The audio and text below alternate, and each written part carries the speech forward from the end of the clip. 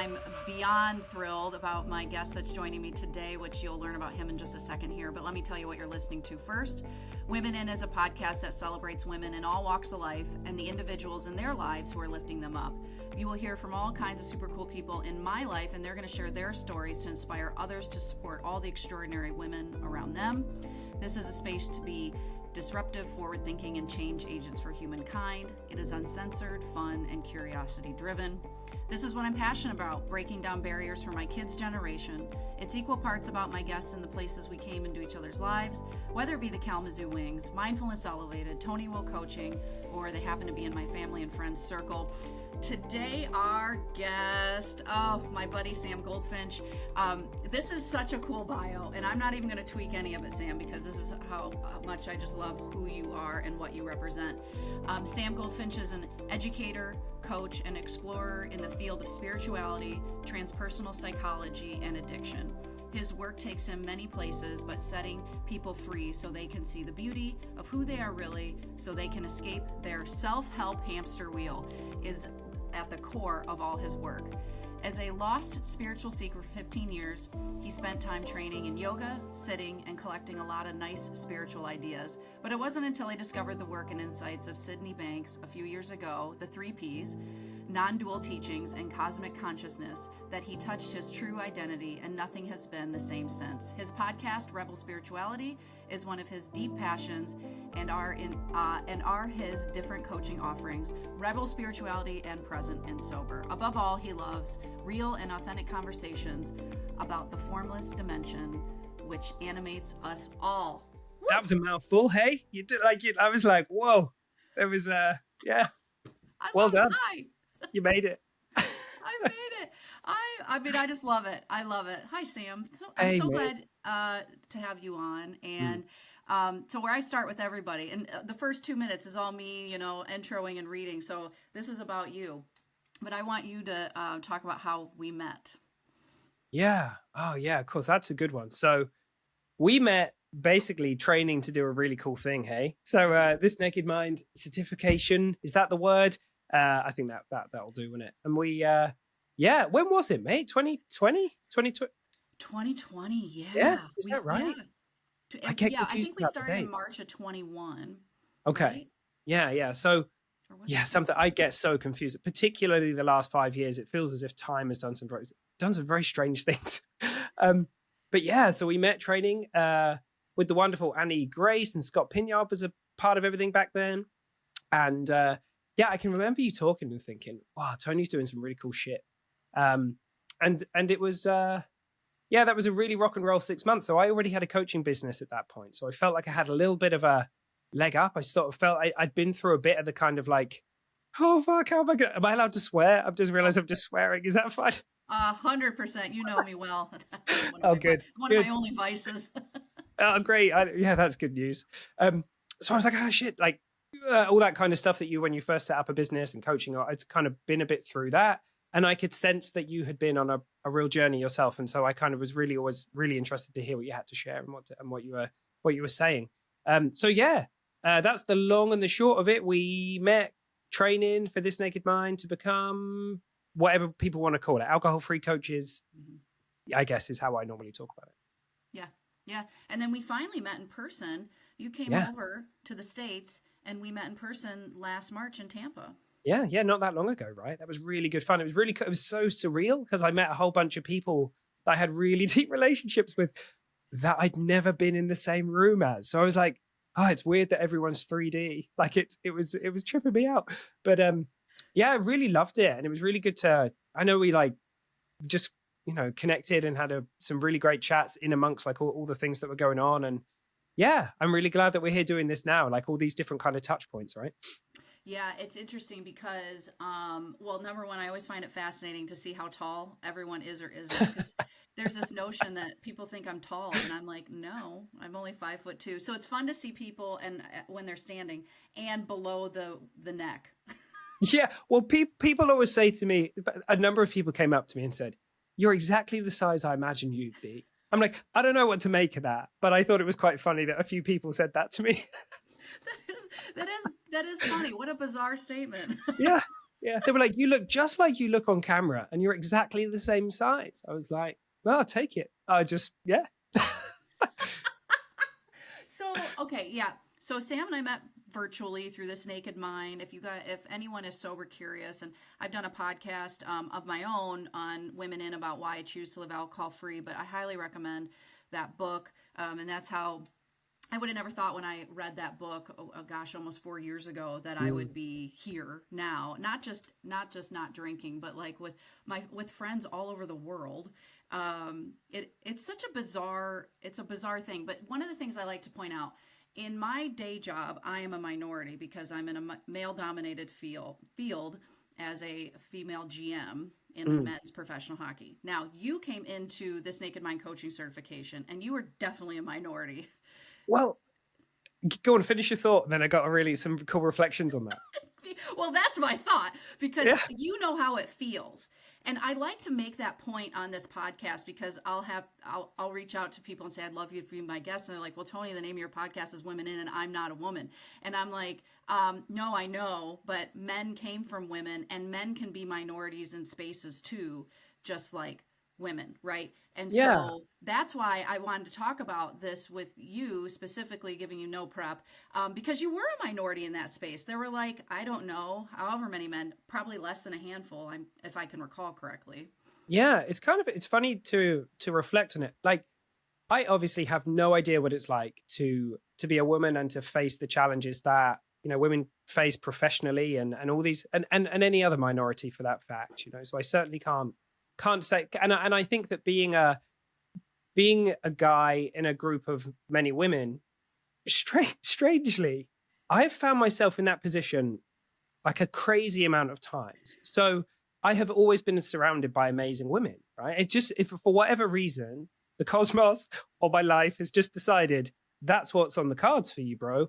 And I think that's amazing. So I'd forgotten this, but when I first, many years ago, feels like a different lifetime ago, I did a politics degree. Can you believe that? People are always like, what the fuck? Really? I'm like, believe it or not. Yeah. Because the thing is, I was fascinated with people and through life stuff. Psychology never came up, sociology, like all these things that I kind of, in quotes, could have, should have, would have done. They just never, it didn't come up as an option, right? So I was interested in people, and I basically just went, right, well, that seems to be about people, so I'll study that. Anyhow, long story short, I finished that.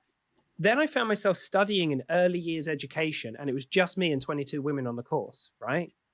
I was like, no way. I mean, like, I was sort of, I think I was, how old would I have been? 21. So I was just like, what's going on? This is crazy. Like it was just surreal. But then there's not, still to this point, not that many men in the UK anyway, in early childhood education. Yeah. And then I went into teaching, and that was, I'm not sure of the exact statistics, but I think definitely more women in education than there are men in the UK for sure. Anyway. And then, as you say, T&M, that was the case. And then interestingly, I think it depends which niche, I'm not sure I like that word, what area of self-development, I mentioned that hamster wheel earlier, but wherever you are, I spent a lot of time hanging out in self-help hamster wheels. Me too. There's loads of women in there. And I think it's of huge credit generally, because I think a lot of women are, much more able to be with and be aware of their emotions, and a lot of guys are still kind of trying to figure their way around that, and they're struggling with that, right? So funnily enough, T&M, all of my groups, I'm currently running a group at the moment, there's me, another really amazing guy in there, and like 21 women, and it's this. I think another thing that's going on, I'll let you tell me what you think, mate. I'm not the most yang guy in the world. Like, I'm quite in touch with my sort of divine feminine, to use like a spiritual term that some people might want to stick pins in their eyes, me saying words like that. I don't know. But that kind of the outside of the personal world of kind of what it means to be a man or a woman, and into the kind of like yin yang higher level push pull, kind of balanced, just dynamics that we might think of. Have always been quite, I'm not particularly, what's the word? Not your typical testosterone fueled bloke. And I don't know if it's got something to do with that. Maybe it's circumstantial. Maybe it's a combination of all those things. Almost certainly, right? so my whole life through, I've been surrounded by amazing women doing amazing things. I've often been the one, literally the one guy or the one of very few chaps in there. Uh, and I've never really felt uncomfortable or weird about it. It's just been how it was. So yeah, funny, huh? It is. It's interesting because as you're sharing, and I have found myself in a lot of situations where I am one of the only women. And it's just where, and the more masculine side, and we have both sides. I believe that there's both Sure. sides in all human beings, masculine, Yeah. feminine, Yeah. and whatever labels we all want to wear. But you bring up education, and I use that as an example all the time. There is in the States too. It's growing, but when my mom was a school teacher, and she retired many years ago, but it was, I mean, or when I was in school, oh my gosh, if I had a male teacher, it was the coolest thing because they Yeah. were way cooler than the women. Yeah, it's funny, huh? Yeah, I can remember there was one guy who taught in the primary. I don't know what you guys call primary school, but like out of kindergarten in the first 10 years, there was one guy in our school. That was it. It's crazy. Same. My first grade teacher, oh my gosh, was Mr. Nimmo. And this is the only time I think I had long hair back then, but I had pigtails and he used to pull them. And I just thought he was the coolest thing. And that was in the early 80s. And we call it Yeah. elementary school here. And so we do like elementary school and then middle school Hmm. and then high school. So, yeah, it's interesting because, and the fact that you feel comfortable in this space is a testament to who you are in the journey in your life and your the spirituality piece. And you're my first guest who's been like a lot of your work is in spirituality. I do want to get back to the women that shaped you and who you are, but talk to Sure. me, Sam, like your bio, like there's a lot. Here's how I'd summarize it: like a true growth mindset. Like you're open to different ways of thinking and different ways of looking at things. And the funny stuff is a self-help hamster wheel because Lord knows I'm on that too. But how did you become, I guess, where did that stem from for you? The spirituality piece. Have you always been this way, or did it come at a time in your life where you were reevaluating certain things and you were reading a bunch of self-help books and you're like, something's changing in me, I Mm. don't know what. Like, what's that story? Yeah. Yeah. Good question. Uh, it's funny because it's something I've reflected on a lot recently because I write a lot. And in putting together content for the different groups I run, I want to share this because whether people resonate with parts of it or a lot of it or all of it, it's important to share this stuff, right? It's funny.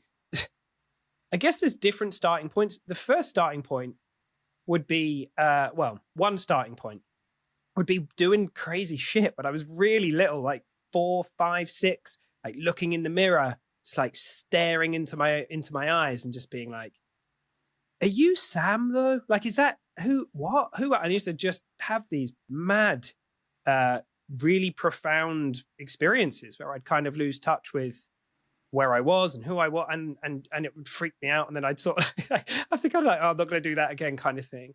And I used to lie in bed and I used to imagine what it would be like to not exist, which obviously isn't possible. But I'd go through all these kinds of strange imaginings and get weird stuff coming from it. And it was just, I don't know, I was just curious about that, naturally curious about that. I can remember, yeah, just like, oh, like, so one way of describing it is just like doing weird shit, like I said, but just kind of being interested in, Hmm. I don't know, whatever that is. Yeah. Um, and then, I was writing something the other day. I said, and then one day, I stopped looking in the mirror and wondering who are you, and I just started like gelling my hair instead, so that I could be cool and so that people would notice me or whatever. And it kind of evaporated, like as my sense of self kind of locked itself in. And if you think about it, we over the course of at 18 months or up until 18 months, they do this thing called the Rouge test. We don't recognize who we are in the mirror. They put a dot on our head and we don't know it's us. We don't try and get rid of the dot or anything. And then at some point, there's this shift and we start taking the dot away. We go, that's me in the mirror. But that's not you in the mirror. You were in there already. You didn't appear when you started noticing or associating with that you in the mirror. You were there long before. But then the self concept or the ego or the conditioned self, different words for this thing we start talking about, right? And we start building up these ideas about ourselves and beliefs and all these different layers, and we innocently kind of move away from that curiosity and that sense of who we really are beneath it. And, I was really quickly fused to it. Like by the time I was 4 or 5, I was in school and I had really strong OCD, like on the verge of panic attacks, anxiety a lot as a really little kid. And by the time I was 10 or 11, I mean, I didn't really know anything about it. No one really picked it up. It was the 90s. So people weren't kind of talking about OCD, ADHD, all these things. It was just, it was like, he's a bit odd. Look at him like having to tear it every time he makes a mistake. Look at him having to tear something out of his book. I don't know whether people didn't notice, whether they chose to ignore it. I don't know, and like it, I won't ever know. So whatever. But I had really quite strong OCD by the time I was 10 or 11. I couldn't read a lot of books. I was freaked out that if anything had anything not morally okay in it, that stuff would happen to me and my family. Like I was really in this world that was very, very intense. Looking back on it, I think it was my way of trying to, I'd been bullied quite hard, like quite heavily from the age of like maybe 9 until 11. So I think it was my way of trying to gain some control over a world I felt was hostile, right? That was the belief I'd kind of adopted. And I'm like, great, like wisdom in action. It looked like my system doing the best it could, which quickly became me becoming dependent on alcohol very young. It started first experiences with alcohol when I was about 12, smoking marijuana about the same time. Those things, although I really wouldn't have said this consciously at the time, they felt like useful tools. And I found myself kind of being in those. But then by the time I was sort of 17 or 18, I was already kind of, I don't know, I was on this mission to try and just get rid of anxiety, I guess. And then at the age of 18, somebody gave me The Power Now by Eckhart Tolle. And I read that book and it was like a bomb went off for me. Mm-hmm. And I was like, holy fuck, you're not who you think you are. There was this disidentification. I'd been so fused to that there was this disidentification. And over the course of the next few weeks and months, as I realized, wow, you're so much more than that. You're so much more than that. I just knew, I was like, you're going to do something with this. Like the way I kind of describe it is I had this feeling that this is going to be what you're going to do. But then I was like really insecure about it because I was like, all right, mate, yeah, whatever. You're not fucking Eckhart Tolle. Sort your life out. Like, you're just some dude who's read the book and all the rest of it. But that ignited in me I just started seeking. But it was, I was beyond the hamster wheel. I was like hamster wheels within hamster wheels. I was reading anything I could get my hands on. I was so addicted to drugs, alcohol, anything that I thought might rescue me from my feelings, but spirituality too. I was like, I'm missing something, seeking, reading the Bhagavad Gita, the Tibetan Book of the Dead, all kind of new age shit, everything, absolutely everything. And over the course of the next decade, went and did all sorts of cliche shit, went to India. There's nothing wrong with cliche shit, by the way, but it's just like the classic stuff. I was like, yeah, go to the foothills of the Himalayas and hang out with yogis and go and hang out with gurus and do all that. And I did all that. And I went and trained to be a yoga teacher, went on silent retreat, all these different things. And still yearning for something more than that. And then by grace or by giving up, a few years ago, I started to see that I wasn't missing anything, that there was, I just completely innocently got the wrong end of the spiritual stick.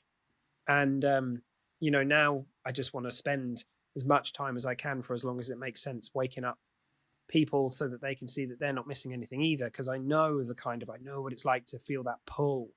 And I was, a few years ago, prior to finding this stuff out, I was shattered. I was tired. I was exhausted, and just looking for a way to kind of just finally relax, finally take life less seriously. I felt like I'd gone from somebody who, in spite of anxiety and stuff popping up, as it does for many of us, I didn't used to take life too seriously. And then this search became like so earnest that it was like robbing me of my joy at times. So I started to laugh at myself more and just have a lot more fun. I don't know if I answered your question. Some of it maybe. No, you 100% did. And you answered it fully and completely. And this is one of the many reasons I love to do a podcast is I get to learn so much more about my guests, similar to what you do with your podcast, and it's so interesting to hear other stories because I've never I would say compared to you, and I don't fall into comparison often in my mind, but I dip my toes into spirituality, and not because I don't want to. It's just I'm a curious person too, and I'm learning. But there's just, it's just, I'm fascinated by so many things. So to hear your story, it's unlocking even more. Okay, so I listened to an Eckhart Tolle book. Is it The Power of Now? Yeah. Is that one of his books? Yeah. So I listen, like I read my age every year, and so half of the books are on Audible because I driving around and and then the other half I read actual books. But I listened to that, and it was very different because, well, first off, every chapter ended with a dinging bell, and I'm like, what? Yeah. I'm like, what the fuck was that? Yeah. And it's a different way of thinking, but and in this world that we, like be, learning to live alcohol free, forward thinking, modern methodologies to removing substances as opposed to more traditional methods like AA, I was able to crack into this world of spirituality. And it can mean so many things to different people, right? That's worth hanging out with for a minute, because just so people know, when I use the word, and I talk about this a lot in my groups, when I talk about spirituality, for me, I'm not talking about anything in the world that you can see or touch or sense, or I'm not talking about the forms of spirituality. So, for example, here's some of the things that people might say. Oh, that's spiritual shit. Lighting candles, chanting stuff, saying namaste at the end of yoga, being nice to people, being zen all the time, incense, right? That I'm not talking about that. To me, spirit. So spirit comes from the Latin spiritus. It means breath. So to me, it's more the breath of everything. It's the breath from which everything comes. We can't talk about this because the moment I talk about what I'm pointing to, I've turned it into something. My claim is there is something that is before and beyond my experience of Sam and your experience of Tony. That is the source of experience, is the awareness that we are. That the more we touch that space, many people think, oh, am I not just going to be disconnected? But to me, it's completely the opposite, actually. It's you can hang out there and actually be far more comfortable in your humanness. So for me, I'm not talking about, because some people will be like, oh, that means crystal balls and tarot cards. Other people will mean that means it means religion. Other people, I'm like, to me, I'm talking about something that is which is before and beyond anything that's been created. It is the source of stuff that can be created. Now, someone may want to use a word like God, but somebody else might want to use a word like source, or the intelligence behind life, the wisdom and intelligence behind life. Somebody else might like to say the Tao. Somebody else might like to say, Eckhart Tolle would say the unmanifested. Somebody else might say the source of evolution. Somebody else might say, it doesn't really matter what label we use to point. So I think that's worth mentioning, because I'm certainly not saying that, I know what spirituality means, because it doesn't mean anything, actually. It's before and beyond meaning. It's Yeah. Would you say that, I mean, because it can be really anything, but I wrote it's bigger than myself. It's just to me, I don't, just something bigger. I don't know. Yeah, it's interesting, because if you think about it, even things like bigger and smaller, they're words that we use to describe objects, right? True. So we quite naturally, because we live in this world of objects and things, we objectify stuff, right? So we imagine something and we think, oh, it must be bigger than everything. And in a sense, it's the source of all things. So for sure, like it contains everything. And yet we can't think of it in terms of bigger, smaller, or anything like, really, because we're turning it into something that it isn't. It's before any, like, we can't objectify it. It's prior to that. So yeah, it's it's almost like we can feel it. We can know the truth of it. Like, for many people, the way I love how you put it, Tony, the way that a lot of people say to me is, I just know that there's something else going on, and it's bigger than little me, right? Yeah. And however that shows up. So in that sense, absolutely bigger. Yeah. Yeah. Yeah, and the other two words or three words, it just is. Mm. It just is. Whatever, Yeah, there and is. that's it. Yeah, well, in a way, if you sit here for a minute in now, just everything just is. You know, this is the space of freedom. This is the space of completeness, because regardless of your dreams or what you'd like to do and all that kind of stuff, whatever conditioning or belief systems you may or may not have, you know, whatever addictions you may still have, that you, if you actually come into the now and come into the isness, it's complete here. So you can carry on with that journey at the level of Sam or Tony, but coming from you, it's a it's just a much more, the journey's calmer. Although it can be like, you can go and be rock and roll. It doesn't mean you got to sit on the floor doing funny shapes with your hands and doing mudras all day. You can do all sorts of shit. You can be the GM of hockey teams and stuff, but you can find a peace while you're doing it, which, you know, without that, I mean, I know what it's like to live life without that kind of knowing that there's something, or to have forgotten it anyway, to have kind of seemingly lost touch with it. So yeah, the isness here. The other thing I often say to people is, there is no there. Like, there is made up. There's a concept. Every time you get there, you're here. And most of us, we live our life pretty much in a lot of theirs. The past is a there. The future is a there. You can't ever visit those places, right? This is all you got. And yeah, we really, what is your life, right? You look around the room, wherever anybody is, look around where you are now, wherever you're listening to this. Here's your life, right here. All that other stuff, it's that's not your life. Maybe you're using the beautiful faculties of imagination and memory and stuff that you have, and I certainly don't want to give mine up. They're wonderful tools and gifts, but most people are thirsty for more here. They're not thirsty for more there. They're torturing themselves with what isn't. And what is we can always cope with what is. We cannot, in this moment now, no matter how difficult, you'll find a place where you're okay. But in the isn't of being lost in past and future, like, you can't deal with the future before you get there. Like, I'm not saying that you can't, like, if you got a boxing match, do some training, right? But you can't win the match before you get there. And in the moment when you're there in the boxing match or the hockey game or whatever, ultimately, who's the team that wins? The team that's more in their head, or the team that's less in their head? The team that's more in the now. I mean, like, this is flow states. We talk about this stuff all the time. I would argue that all of those awesome people on your hockey team, whether they know it or not, they are accessing flow state, spirituality, all that stuff. Different word, flow states. It's just the same. It's just a different way of pointing to the same experience, and they're accessing it all the time. Exactly. And you had something really important. It requires work. It requires effort. What do you mean?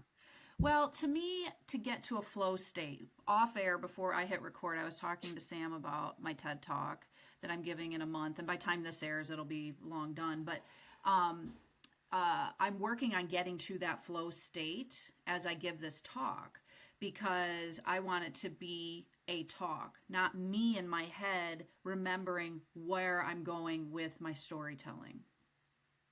Well, this is a really interesting point of conversation, because it certainly is the case that being prepared is useful, particularly if we're doing some kind of a high performance activity. So rock climbing, going on stage and talking about something, whatever it might be, hockey games, all this kind of stuff. And there's definitely skill. There's definitely, if somebody hits a hockey puck like enough times in the same way, or plays the piano enough, then there is like this muscle memory kind of element that can come into it. Having said that, there'll be members on that hockey team who've the same level or very similar levels of ability and sort of skill, but what's allowing them to drop in and out of flow state, I would say, is actually different. So the preparation is important, right? And if you're going to go and give a TED talk or do something like that, sure, You want to kind of know your lines, but it's possible to know your lines too well and almost feel stiff, right? So it's kind of an interesting thing to reflect on. My assertion is that actually that state is not coming from the skill per se. It's coming from, like, it's possible for us to drop into flow states all the time. If I want to drop into a flow state as a hockey player, there is going to be like a relationship between the skills that I have and me accessing. See, flow state, another way I would describe that is you experiencing and remembering the truth of your being, right? To be so present in the moment that you're home to who you really are. Then the skills are at your service, and people describe it's like I was being played. It's like the game was being played through me, right? Because Sam's no longer there. We're just kind of in the moment. But without that connection, it can be really in our head about I've got all the skills, blah, blah, blah. So the skills are not the determiner. The determiner is the knowing the truth of what's going on for you, knowing what is possible, how to kind of recognize that. And I would say that it's the thing I like most about the flow state is that to me, it signals it's like a river that's always flowing. We can tap into it at any time. And somebody could even just sat in their room could access a flow state, can kind of notice their awareness, but they may not be needing to pull on certain skills, right? So there might not be high performance sport or something like that, but they would find themselves walking through the park and completely present to the moment, completely awash with it. And again, I'll share this and then I'd love to know what you're thinking.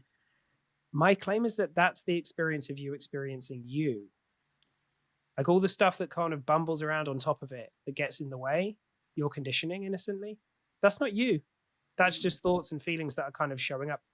But in any moment where your snow globe is clear and you're not insecure, you're less in your head, that's when that's when you'll find yourself in flow.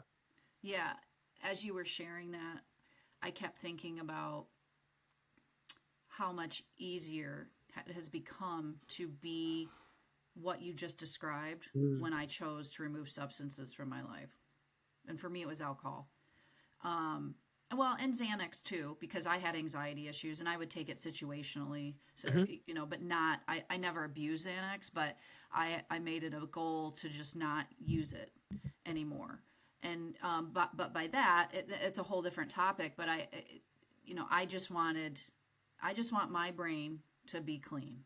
I don't think it is a different topic, actually, because this is kind of how I see it. I think it's possible for somebody to have a profound insight in any kind of feeling state. So there are people that have had groundbreaking insights in some of the most difficult moments of human history. So Viktor Frankl kind of waking up to this in the middle of a horrific experience in a concentration camp, waking up and having insights that went on to help millions of people, right? So it's Man's Search for Meaning. There we go. Name right? Of that book, and it's free on Audible. Everyone that Sam's talking about, it's so good. Yeah. Yeah, check it out. I didn't mean to cut you off, but No, it's true. That book. But and there are many other examples of people having these powerful insights and accessing flow states of being so present and so in the moment that they realize that they're free, even in the midst of that their essential being, who they really are, is free, no matter what conditions they're in, because your being is unconditioned. There's no conditioning. Your conditioning never touches your being. It's of a different order. It's formless. It's spiritual. It can't be touched.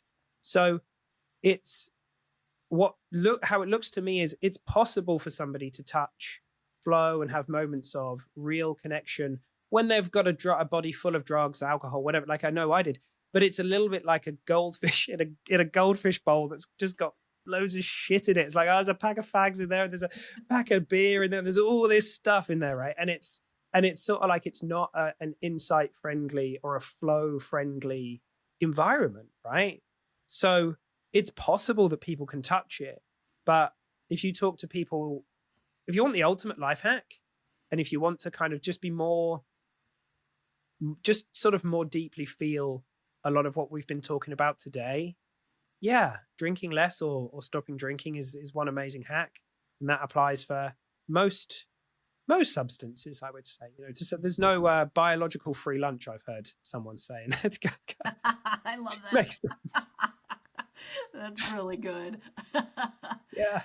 So switching gears a little bit, Sam, I want to hear more about the women who are in your life, the women that surrounded you to or lifted you up in a way or created who you are. Who are those women?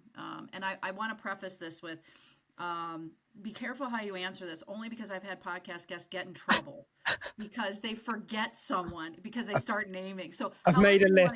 I'm joking. I haven't made a list. So I'll caveat this by I'll say to any of the amazing women who I accidentally omit, I apologize. Well, look, I would include obviously my mum. Like the thing that's been awesome about was just really lucky about my upbringing was that I was given the space to kind of make a whole bunch of mistakes. I mean, I hid a shitload of them so they weren't known about.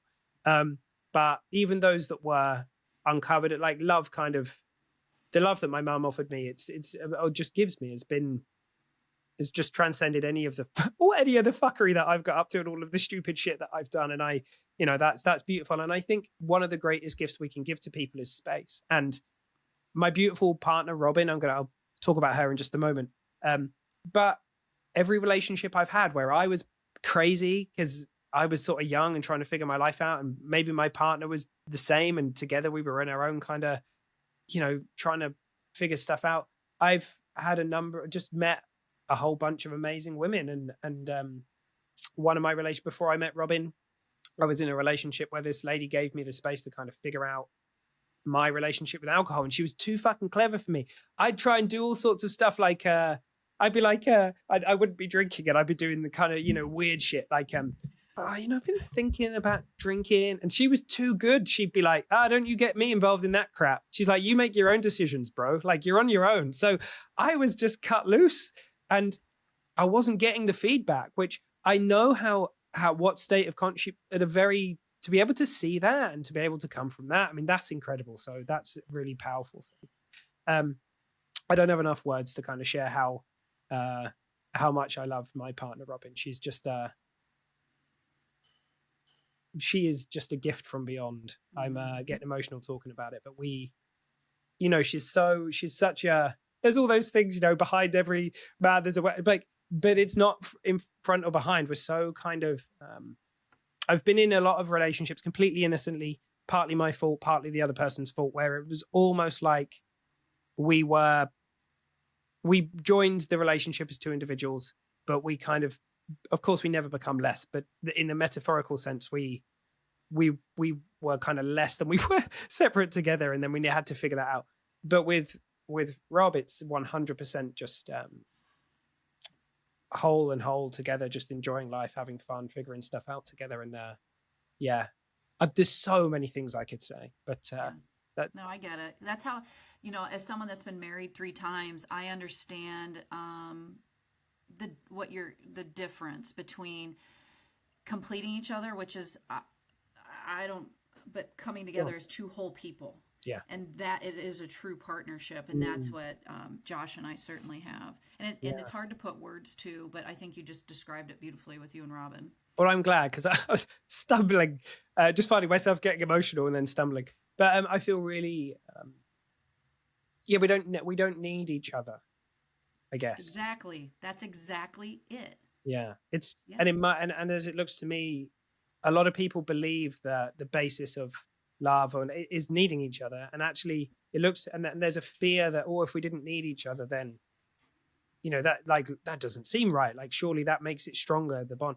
But actually, in my experience, it's like we were saying, the difference of kind of just being there in your wholeness and honoring each other and loving and being in love with each other, not attempting to complete each other, is it's powerful. Now, go on. I was gonna say there's someone else who I obviously have to mention. I was like, how long can I do this without mentioning Ellie Crow before I get an email from her saying "fuck you"? Yeah, we got to talk about Ellie. I'm telling you what, she's fabulous. So yes, this is her time to shine through your words.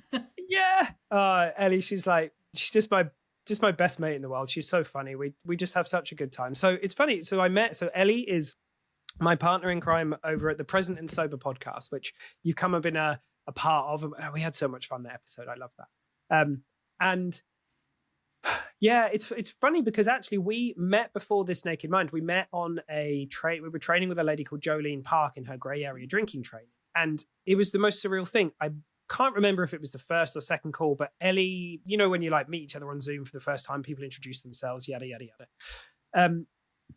It was either the first or second call. I closed down the Zoom call, came into the lounge, and I said to Robin, there's a lady on that course and we have to create something together. Now, that's really weird to do that because we hadn't spoken. I just knew that there was something, and like, it's just one of those moments, you know, it's just a bit odd, an intuition or whatever. And so I reached out and said, hey, like, I got a feeling we should do something together. Do you want to do a podcast? And long story short, she was like, yeah, sure. And so we did that. And, you know, of about just over 3 years of recording now, we're just that shy of 1 million downloads, which is, and downloads aren't everything, but there was just something about that we were like, fucking awesome. Imagine, that would be cool, wouldn't it? Like that, if that many people have potentially listened to the show, you know.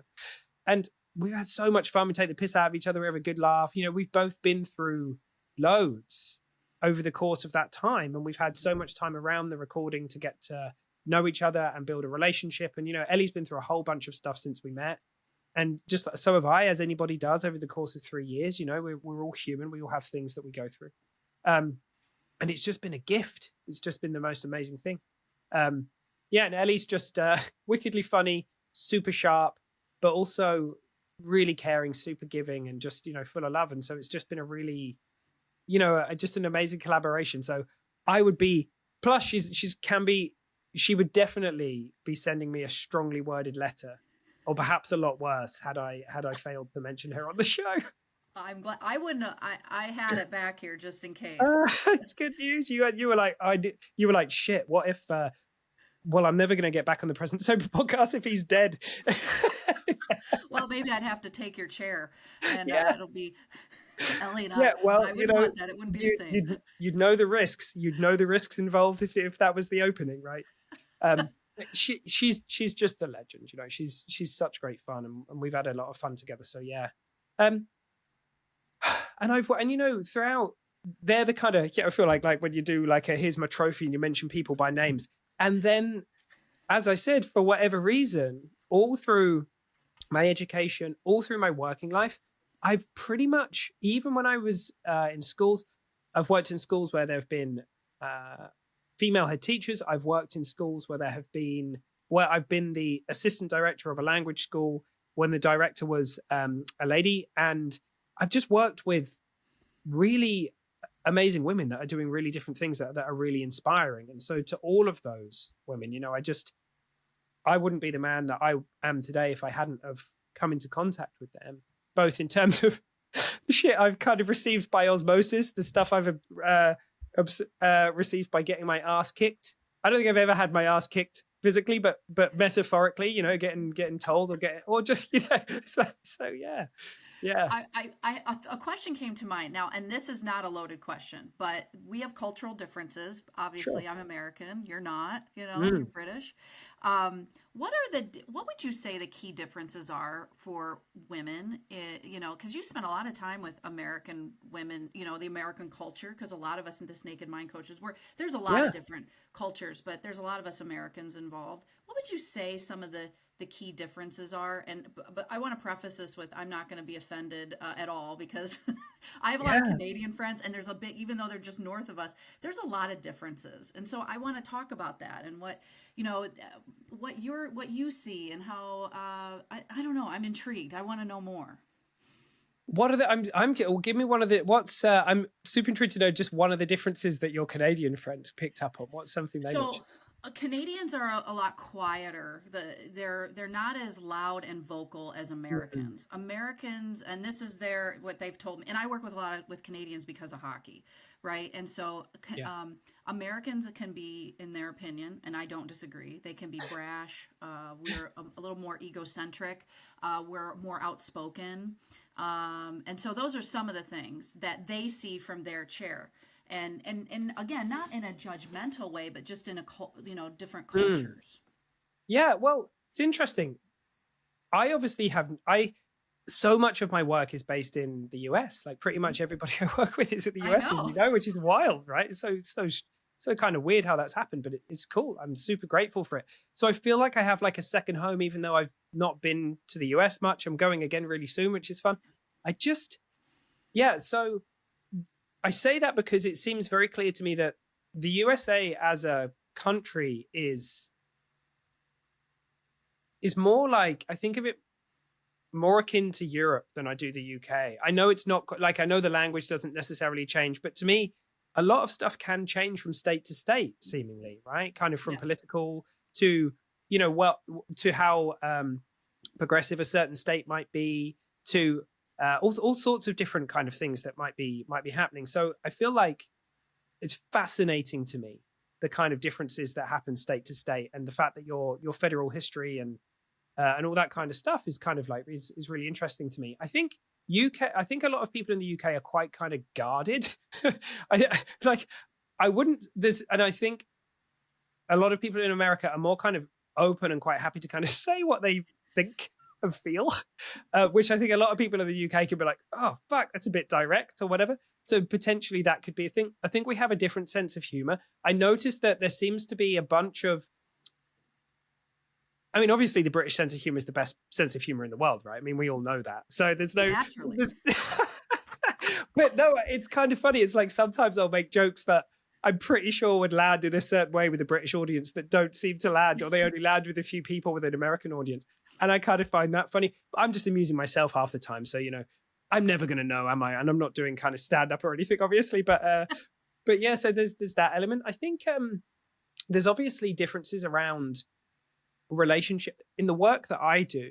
It's obviously in the UK, separation of church and state, and how kind of we're quite secular, So this is interesting. The word spiritual in the UK quite often will, I would say, take people to images of the East, perhaps Buddhism, and or like Hinduism, or like yoga, that kind of thing. I've worked with a lot of people in America for whom it's strapped to completely different concepts. Like it's just not connected to the same thing, which I find fascinating. So I always like to kind of break that open and talk to that. So yeah, let me think. So I know this is a tough one. No, I mean, I think it would be easy to say that, I've hung out in plenty of youth hostels in my time. And I won't make any, I'll say this, that I've hung out in a few youth hostels where I've known that there's Americans in them. Because we're loud. Before I've known that there are Swedes or Poles or Brits. But the thing is, the Brits, it's never true to say that one thing is true for everybody. No, of course not. And I come from a country where my heart sinks when I see stuff about Brits abroad and all the rest of it. And I hope, and I think this is true actually. I think people who are traveled and people that are open-minded, they do see beyond the stereotypes and stuff. But of course there are cultural differences, and if we grow up in a separate kind of reality tunnel, different things are going to make sense to us. So there's a few, although I'm sure we could talk about that for a long time. We could. And thank you for asking what could be a loaded question. But I always find different cultures fascinating, different. I just find all of it. I am very much an open-minded person. So it's like, I want to learn from what your position is, and working with a lot of different Americans. And it's just, it's intriguing to me. You got to remember as well, this is an interesting thing to reflect on. My experience of Americans, right, is my experience of American people coming into my coaching containers, who have been called to come and hang out with me, which is entirely different to coming and hanging out in America. So this is why I always say to people, it's all well and good doing kind of belief work and all that kind of stuff, but get in some different reality tunnels. Like you hang out in Japan for a week or Australia for a week or like that. The ultimate coach to me is like that. Like that's going to, but it's weird. You're like, what the fuck? Even if you go to somewhere where they speak the same lingo, you're like, what is going on? I come to America, I'm like, everything's bigger. Everything's like 30% bigger. Why is everything? It's crazy. Like, I don't understand. The roads are bigger, the cars are bigger, like everything's bigger. It's weird. Coffee. Yeah, I'm like carrying around like gallons of coffee or whatever, and it's yeah, I got so jacked on that thing in Tampa. I stopped drinking caffeine for a while when I came back. But it's not that it's even meeting people from around the world. Like it's not the same as going to those places. So if you want to go and have a truly transformative experience, like I say, I'd say like go and explore some places, right? Yeah. Tell me, and because you work with a lot of women, but I want to know how you lift women up. And a lot of this is probably subconscious because you do it anyways, and you've been surrounded by women your whole life, obviously, but career wise too, and some of the women we talked about today that are really important to you. But how do you, I guess, mindfully lift women up? Well, for whatever reason, I've been given the opportunity to just kind of do that. So, as I said, the mystery school group I'm currently running has got 21 women in it. And for me, it's the work that I'm doing with people, men, women, people, whatever, however somebody identifies, however somebody kind of sees themselves. It's the thing that looks so profoundly helpful to me is to see who we are before and beyond any identification that we might have, before any I'm female, I'm male, I'm non-binary, whatever, right? Whatever kind of identification or kind of not identification that we have, the unconditioned awareness that was there prior to us recognizing that person in the mirror and saying that's me. That to me is the clarity that comes from that space is the same for everybody. It's the same in me as it is in you, as it is in someone who uses totally different pronouns to me. Like it's before and beyond any of that. Now that can piss people off because people are like, no, fuck you. There's nothing before. Like that's who I am. But like, and I know it sounds radical, but the people that are drawn to work with me are already at the point of realizing that, oh, I'm more than all of that stuff. Right. I'm more than all of that stuff. And I'm not saying that we're never going to get I'm not going to get rid of my name, Sam, no matter how much I wake up to who I really am. I'm keeping Sam. It's useful when I go to the supermarket and I get lost and Robin needs to find me. Like, it's good to know my name. Otherwise, I'd just be wandering around, walking into cereal boxes. Like, who wants that? So that's how, for me, I get to lift people up is because people are already buoyant. It's the only reason why somebody would think that they are anything other than free and open and expansive is because they've innocently caught the idea or learned the idea or been told that that's true. And so whatever someone's background, whatever someone's traumas, I want to honor all of that. I think it's beautiful. We're in a world that's honoring that. I don't think there's going to be anything more powerful for anyone than to see who they are before and beyond all of that. Yeah, I love that. It's so true, and it's so beautiful. If people want to learn more about where to find you, where do they do that? Well, the podcasts are the best thing. You can check out the Rebel Spirituality podcast. That's 10 minutes of me a week waffling about some of the shit that I might have waffled about today or sort of things like that.